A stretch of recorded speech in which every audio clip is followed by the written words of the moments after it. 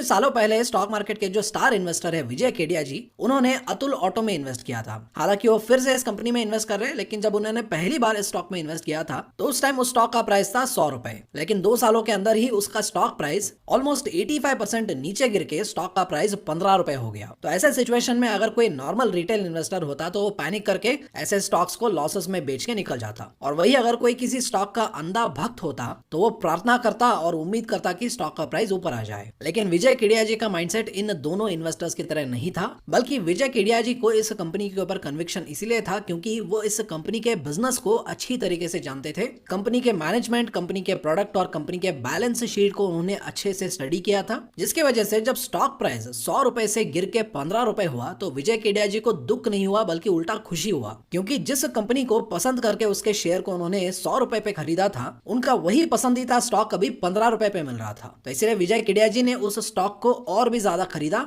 और खरीदने के बाद वो स्टॉक के ऊपर बैठ गए क्योंकि वो लॉन्ग टर्म इन्वेस्टर थे। और फिर लॉन्ग टर्म में यही स्टॉक इतना भागा कि इस स्टॉक ने विजय केडिया जी को हजारों करोड़ों रुपए का प्रॉफिट कमा के दिया। और स्टॉक मार्केट का यही एक सिंपल फंडा है जहां पर अच्छे स्टॉक्स को ढूंढना है, शॉर्ट टर्म में उनका प्राइस जितना गिरता है उनको उतना ज्यादा खरीदना है और लॉन्ग टर्म के लिए वेट करना है, क्योंकि शॉर्ट टर्म में ज्यादा से ज्यादा आपका प्रॉफिट 50% हो सकता है या स्टॉक डबल हो सकता है। लेकिन अगर आपको स्टॉक मार्केट से इतना पैसा कमाना है कि वो आपके फाइनेंशियल लाइफ को बदल सके, तो इसके लिए स्टॉक मार्केट में लॉन्ग टर्म ही इन्वेस्ट करना पड़ेगा। क्योंकि अगर आपको स्टॉक मार्केट से वेल्थ क्रिएट करना है तो वो सिर्फ लॉन्ग टर्म इन्वेस्टिंग से ही हो पाएगा, जहां पर आप अच्छे स्टॉक्स में जितना लंबा इन्वेस्टेड रहोगे आप उतना ही ज्यादा पैसे कमाओगे। तो आज की वीडियो में हम कुछ ऐसे ही स्टॉक्स के बारे में बात करने वाले हैं जो अपने हायर लेवल से अभी नीचे आ चुके हैं। तो क्या अभी ये स्टॉक नीचे आ चुके हैं तो इसका मतलब ये है कि ये स्टॉक और ज्यादा नहीं गिरेंगे? इसके बारे में शॉर्ट टर्म में कोई नहीं कह सकता है, क्योंकि शॉर्ट टर्म में क्या पता स्टॉक का प्राइस और भी ज्यादा नीचे गिर जाए। लेकिन हाँ, यहाँ पर मैं इतना जरूर कह सकता हूँ कि अगर आप इन कंपनीज के बिजनेस को अच्छे से समझेंगे, या जिन इन्वेस्टर्स ने इन कंपनीज के बिजनेसेस और इनके मैनेजमेंट को समझा है,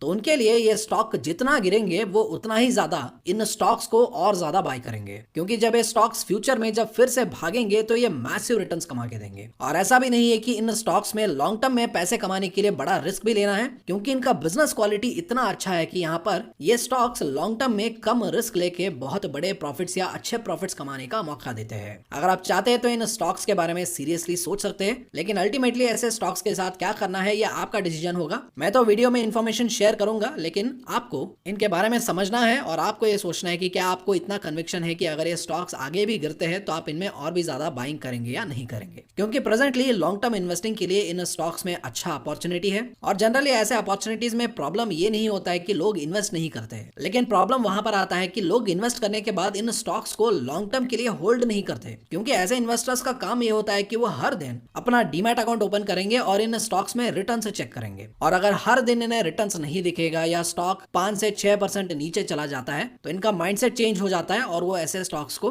खरीदने के 1-2 दिन बाद या 1 हफ्ते के बाद या 1 महीने के बाद बेच के निकल जाते हैं, और उसके बाद कमेंट सेक्शन में आके गाली देते हैं कि सर आपने तो बोला था लेकिन स्टॉक ने तो परफॉर्म नहीं किया। अगर परफॉर्म करना है तो थोड़ा होल्ड तो करो, क्योंकि लॉन्ग टर्म इन्वेस्टिंग में आप अच्छे स्टॉक्स को जितना लंबा होल्ड करोगे आप उतना ही ज्यादा पैसे कमाओगे। और अगर आप एक ऐसे इन्वेस्टर हो जो एक दिन में, 1 हफ्ते में या 1 महीने में पैसे कमाना चाहते हैं, तो मेरा ऑनेस्ट सजेशन यही रहेगा कि आप लॉन्ग टर्म इन्वेस्टिंग मत ही करो, उसे रहने दो। उसके बदले आप चार्ट पैटर्न एनालिसिस सीखो, स्विंग ट्रेडिंग के तरीके सीखो, और ये जो पैटर्न एनालिसिस होता है उस पे ज्यादा फोकस करो, ताकि शॉर्ट टर्म में कमाने का आप एटलीस्ट कुछ स्किल तो सीख पाए। लेकिन लॉन्ग टर्म में टेंशन फ्री होकर आराम से पैसे कमाना है तो अच्छे स्टॉक्स को लंबे अवधि के लिए होल्ड करना ही पड़ेगा, उसके बिना काम नहीं चलेगा। तो आज की वीडियो में हम कुछ ऐसे ही लॉन्ग टर्म स्टॉक्स के बारे में डिस्कस करेंगे। लेकिन आगे बढ़ने से पहले अभी तक अगर आपने वीडियो को लाइक नहीं किया है तो वीडियो को लाइक करने के लिए रिक्वेस्ट करूंगा, और उसके साथ साथ अभी तक चैनल को सब्सक्राइब नहीं किया तो चैनल को सब्सक्राइब भी कर ले, और ये जो बेल नोटिफिकेशन है इसे भी प्रेस कर ले, ताकि जब भी हम कोई अर्जेंट वीडियो डाले या इंपॉर्टेंट वीडियो डाले तो उसका अपडेट आपको तुरंत मिल जाए। तो चलिए अभी बात करते हैं हमारे पहले स्टॉक के बारे में, जिसका नाम है डिवीज लैबोरेटरीज लिमिटेड। और ये कंपनी एक फार्मा कंपनी है जहां पर ये एक्टिव फार्मास्यूटिकल इंग्रेडिएंट्स है, जिसको आप एपीआई के नाम से भी जानते होंगे, और ये इंटरमीडिएट्स भी बनाता है और ये न्यूट्रास्यूटिकल इंग्रेडिएंट्स भी बनाता है, जहां पर एक कंपनी प्रेडोमिनेंटली अपने प्रोडक्ट्स को मोर देन 95 कंट्रीज में एक्सपोर्ट करता है। और ये जो कंपनी है ये सिर्फ इंडिया में ही नहीं बल्कि ये दुनिया का ही one of the leading pharmaceutical companies में गिना जाता है। और ये जो कंपनी है ये प्रेजेंटली एक बहुत बड़े डिस्काउंट पे अवेलेबल है,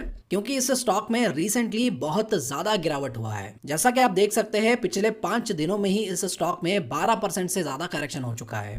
और वही लास्ट 6 मंथ्स में अगर आप देखें तो इसमें 23% से भी ज्यादा गिरावट हो चुका है। लेकिन वही अगर आप लास्ट 1 ईयर का चार्ट देखेंगे तो इसमें मोर देन 31% का गिरावट हो चुका है। लेकिन वही अगर आप इसका 5 साल का लॉन्ग टर्म चार्ट देखेंगे, इस कंपनी ने अपने इन्वेस्टर्स को सॉलिड 200% से भी ज्यादा रिटर्न्स कमा के दिया है। लेकिन वही अगर आप अल्ट्रा लॉन्ग टर्म की बात करें तो इस स्टॉक ने लिटरली जो छोटे छोटे इन्वेस्टर्स होते हैं उनको लिटरली करोड़पति बनाया है, उतना रिटर्न्स इसने कमा के दिया है। और इसीलिए मैं हमेशा बोलता रहता हूं कि अगर स्टॉक मार्केट में बड़ा पैसा कमाना है, वेल्थ क्रिएट करना है, तो अच्छे स्टॉक्स को लंबा होल्ड करना है। जितना लंबा हो सकता है उतना लंबा होल्ड करो, और जितना होल्ड करोगे उतना ही ज्यादा पैसे कमाओगे। तो डिवीज लैबोरेटरीज जो है वो भी एक सॉलिड बिजनेस वाला कंपनी है। कंपनी के फंडामेंटल्स भी बहुत ही सॉलिड है, क्योंकि अगर आप कंपनी के लॉन्ग टर्म सेल्स और प्रॉफिट्स देखेंगे तो वो बहुत ही बढ़िया तरीके से ग्रो हुए हैं। लेकिन हाँ, कंपनी कुछ क्वार्टर से ग्रोथ के मामले में थोड़ा स्ट्रगल कर रहा है। और रिसेंटली भी जो कंपनी का Q2 क्वार्टरली रिजल्ट्स अनाउंस हुआ था, उसमें भी कंपनी के जो प्रॉफिट्स है, टू बी मोर स्पेसिफिक, जो earnings before interest, tax, depreciation and amortisation होते हैं, वो ईयर ऑन ईयर बेसिस पे 33.5% कम हुआ था, क्योंकि कंपनी को एनर्जी और ट्रांसपोर्टेशन के ऊपर ज्यादा खर्चा करना पड़ रहा था। और इस बैड न्यूज की वजह से स्टॉक का प्राइस सिर्फ 2 दिनों में ही 11% से ज्यादा क्रैश हो गया। और इस खराब न्यूज के ऊपर स्टॉक ब्रोकर्स के जो शॉर्ट टर्म कॉल थे, उन्होंने मामला और भी ज्यादा बिगाड़ दिया, जहां पर उन्होंने इस शेयर में बेचो बेचो का नारा लगाना शुरू कर दिया। तो एक तरफ जो गवार इन्वेस्टर्स हैं, जिनको ना कंपनी की बिजनेस की समझ है ना मैनेजमेंट की समझ है, वो पैनिक में आके शेयर्स बेच रहे हैं और भाग रहे हैं। और वही दूसरी तरफ LIC जैसा कंपनी, जिसको बिजनेस की समझ है,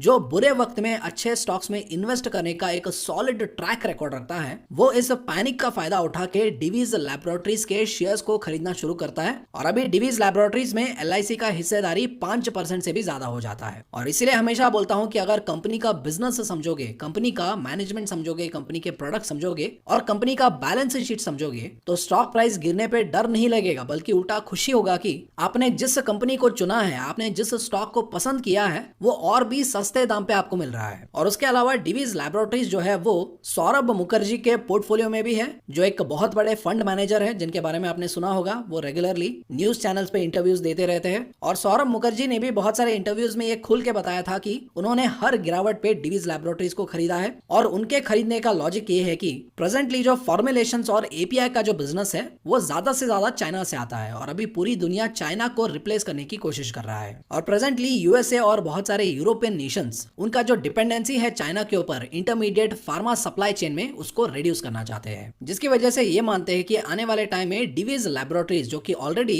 दुनिया का one of the leading pharmaceutical companies है, जो APIs बनाने में माहिर है और ऑलरेडी बहुत सारे देशों को एक्सपोर्ट भी करता है, उसको बहुत ज्यादा काम मिल सकता है, जिससे कंपनी में बहुत बड़ा ग्रोथ आ सकता है। तो इस अंडरस्टैंडिंग के बेसिस पे सौरभ मुखर्जी ने डिवीज लैबोरेटरीज में हर गिरावट पे खरीदारी की है। और मे बी यही वो लॉजिक होगा जिसकी वजह से LIC भी, जो रिसेंट गिरावट हुआ था डिवीज लैबोरेटरीज में, उसका फायदा उठा के इसमें अपना हिस्सेदारी बढ़ा रहा है। तो अभी इसके बाद बात करते हैं हमारे नेक्स्ट कंपनी के बारे में। और इस नेक्स्ट कंपनी का नाम है पेडिलाइट इंडस्ट्रीज, जहां पर अगर आप देखें तो रिसेंटली इसने अपने जो हाई प्राइस है वहां से ये ऑलमोस्ट 8.2% नीचे आ चुका है। लेकिन वही अगर आप इन लास्ट 6 मंथ्स में टोटल अर्निंग्स की बात करें तो कंपनी ने अराउंड 23% का रिटर्न्स डिलीवर किया है। और वही अगर आप कंपनी का लॉन्ग टर्म चार्ट देखेंगे तो लॉन्ग टर्म में इसने इन्वेस्टर्स को 200% से भी ज्यादा रिटर्न्स डिलीवर किया है। यानी 5 साल पहले अगर 1 लाख डाला होता तो आज के टाइम में वो 3 लाख रुपए होते। यानी अभी यहाँ पर ये जो एडिशनल 2 लाख रुपए है, इन्हें कमाने के लिए इन्वेस्टर्स को क्या करना पड़ा था? एक बहुत बड़ी रिलायबल और सेफ कंपनी में पैसा इन्वेस्ट करके आराम से उसके ऊपर बैठना था, बिना चिंता किए। लेकिन लोग उल्टा क्या करते हैं, वो स्टॉक में इन्वेस्ट करते हैं, हर दिन प्राइस को चेक करते हैं, और 1 महीने बाद अगर स्टॉक 5% नीचे चला जाता है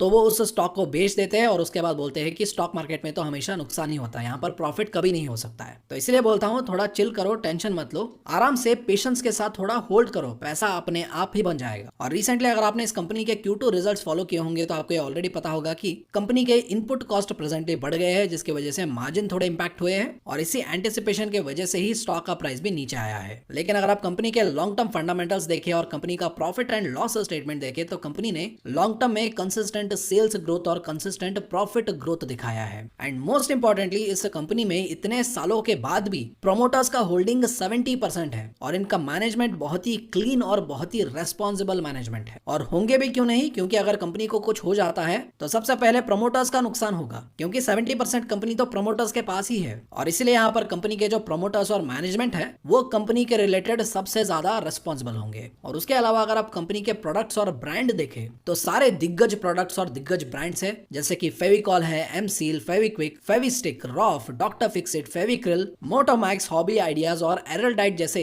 मार्केट लीडर ब्रांड्स और प्रोडक्ट्स कंपनी के पोर्टफोलियो में है। क्योंकि यहाँ पर अगर आप नोटिस करेंगे तो ये जो हर एक ब्रांड है ये अपने पर्टिकुलर सेगमेंट में मार्केट लीडर है। और फेविकॉल के बारे में तो आपको पता ही है, ये जो व्हाइट एडिसिव होता है उसको लोग व्हाइट एडिसिव नहीं बोलते बल्कि फेविकॉल ही बोलते हैं। तो पेडिलाइट इंडस्ट्रीज जो है ये भी लॉन्ग टर्म में सेफ तरीके से अच्छा पैसा कमाने का one of the best company माना जाता है। तो इसके बाद अभी हमारा जो नेक्स्ट स्टॉक है वो आईटी सेक्टर से है। तो अभी आपको पता ही होगा आईटी सेक्टर एक मुश्किल दौर से गुजर रहा है और उसका रीजन ये है कि आईटी सेक्टर का जो मेजॉरिटी रेवेन्यू है वो यूएस मार्केट और यूरोप मार्केट से आता है। क्योंकि प्रेजेंटली यूएस और यूरोप मार्केट्स का हालत उतना ठीक नहीं है, क्योंकि महंगाई बहुत ज्यादा बढ़ गया है और अभी इस महंगाई को कंट्रोल करने के लिए यूएसए का जो सेंट्रल बैंक है, जो यूएसए का फेड है, वो लगातार इंटरेस्ट रेट बढ़ाता ही जा रहा है। और जब भी सेंट्रल बैंक इंटरेस्ट रेट लगातार बढ़ाता जाता है तो रिसेशन होने का जो पॉसिबिलिटी है वो ज्यादा हो जाता है। और इसीलिए स्पेकुलेट किया जा रहा है या कुछ केसेस में एंटिसिपेट किया जा रहा है कि यूएसए में रिसेशन आना चाहिए। और इसी रिसेशन की डर की वजह से जो इंडिया के आईटी कंपनीज हैं जिन्हें वहां से मेजॉरिटी रेवेन्यू आता है, वहां पर यह एंटिसिपेट किया जा रहा है कि जो बड़े और मेगा प्रोजेक्ट्स हैं वो कम हो जाएंगे, जिसकी वजह से इंडियन आईटी कंपनीज का रेवेन्यू और प्रॉफिट्स इंपैक्ट हो सकता है, ऐसा माना जा रहा है। और इसी रीजन की वजह से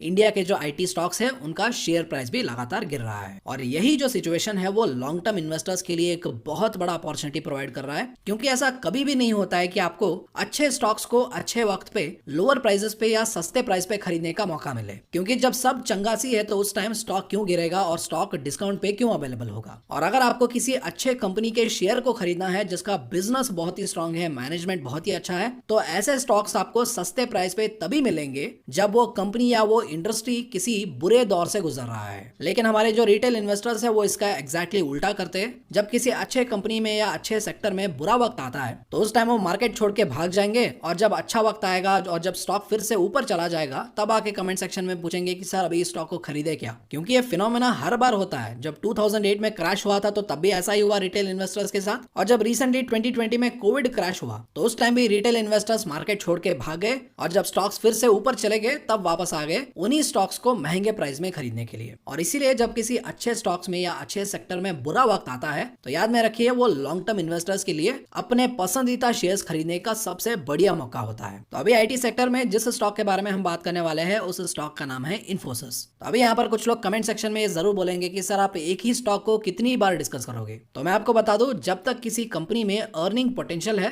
तब तक मैं उस स्टॉक के बारे में बात करता रहूंगा। आज भी बात कर रहा हूँ, आगे आने वाले वीडियोस में भी बात करूंगा। क्योंकि आज के टाइम में यूट्यूब शॉर्ट्स और ऑनलाइन शॉपिंग का जमाना है, जहां पर कुछ इन्वेस्टर्स ये सोचते हैं कि जिस तरीके से वो शॉर्ट्स पे शॉर्ट्स देखते जाते हैं और ऑनलाइन शॉपिंग में प्रोडक्ट्स के ऊपर प्रोडक्ट्स देखते जाते हैं, उसी तरीके से स्टॉक मार्केट भी चलता है। यहाँ पर स्टॉक के ऊपर स्टॉक वो देखते जाएंगे और हर टाइम उन्हें कोई नया स्टॉक चाहिए। लेकिन भैया स्टॉक मार्केट ऐसा नहीं चलता है। क्योंकि पहले तो स्टॉक मार्केट में कोई अच्छा स्टॉक जो पैसे कमा के दे उसे ढूंढना ही बहुत मुश्किल होता है, और उसके ऊपर ऐसे स्टॉक्स ढूंढना जो कंसिस्टेंटली पैसे कमा के देते हैं वो और भी ज्यादा मुश्किल है। ऐसे स्टॉक्स कभी कभार ही आते हैं, और इन्फोसिस जैसे कंपनीज में तो बिना रिस्क का पैसे बन रहा है। यहाँ पर इन्वेस्टर्स के ऊपर उतना बड़ा रिस्क भी नहीं है, क्योंकि सबको पता है इन्फोसिस क्या है, इसका मैनेजमेंट कैसा है और कंपनी का बिजनेस कितना ज्यादा स्ट्रांग है। और इसीलिए ऐसे जो अर्निंग पोटेंशियल वाले स्टॉक्स होते हैं जहां पर इन्वेस्ट करने पे पैसा रेगुलरली बनता है, कंसिस्टेंटली बनता है, तो हमें ऐसे स्टॉक्स के साथ होल्ड ऑन करना चाहिए। ऐसा नहीं होगा कि आज इन्फोसिस को खरीदा, उसके बाद फिर से 200 नए स्टॉक देखे और उसके बाद इन्फोसिस को बेच के ऐसे स्टॉक को खरीद लिया। ऐसा नहीं होगा। अच्छे स्टॉक्स मिलते हैं तो उनमें इन्वेस्टेड रहना और उनके बारे में रेगुलरली इंफॉर्मेशन जानना भी जरूरी होता है। और इसीलिए ऐसे स्टॉक्स जिनमें जब तक अर्निंग पोटेंशियल है, ऐसे स्टॉक्स के बारे में हम हमेशा बात करते रहेंगे। और ऐसा भी नहीं है कि हम सिर्फ एक दो स्टॉक के बारे में ही बात करते हैं, हम ऐसे कई सारे अच्छे स्टॉक्स के बारे में बात करते हैं जिसका एक बहुत ही सॉलिड और अच्छा पोर्टफोलियो बन सकता है। और प्रेजेंटली अगर आप देखें तो इन्फोसिस में लास्ट 6 मंथ्स में अराउंड 13% से भी ज्यादा गिरावट हो चुका है, और अभी यह स्टॉक एक अच्छे डिस्काउंट पे भी अवेलेबल है। और अगर आईटी इंडस्ट्री का हालत और भी खराब होता है तो यह स्टॉक और भी सस्ते दाम पे मिलने का पॉसिबिलिटी रखता है। और अगर यह स्टॉक 1500 रुपए से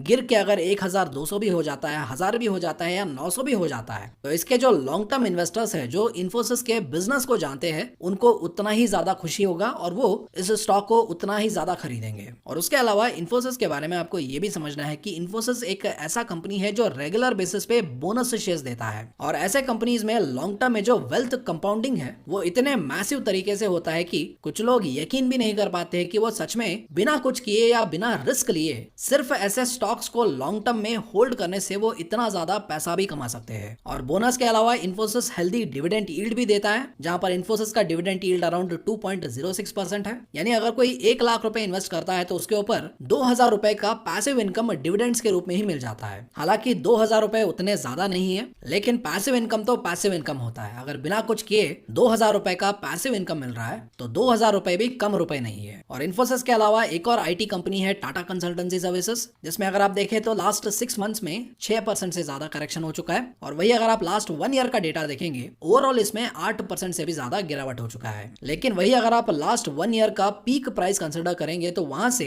ये स्टॉक मोर देन 20% नीचे जा चुका है। तो ये स्टॉक भी एक बहुत अच्छे डिस्काउंट पे अवेलेबल है। तो इन्फोसिस की तरह यहाँ पर भी सिचुएशन सेम ही है। इंडिया का नंबर 1 आईटी कंपनी है, दुनिया में वेल नोन कंपनी है, सॉलिड बिजनेस है, सॉलिड फंडामेंटल्स है and more over Tata group का कंपनी है। तो इसलिए अभी जो आईटी सेक्टर में जो प्रॉब्लम से चल रहे हैं, ऐसे बुरे वक्त का फायदा उठा के लॉन्ग टर्म इन्वेस्टर्स इस क्वालिटी टाटा कंपनी को भी एक्यूमुलेट करने के बारे में सोच सकते हैं। लेकिन अल्टीमेटली इन्वेस्ट करना है या नहीं करना है वो आपको सोचना है और वो डिसीजन आपको लेना है। और हम बस इंफॉर्मेशन शेयर कर सकते हैं और आपको सिखा सकते हैं।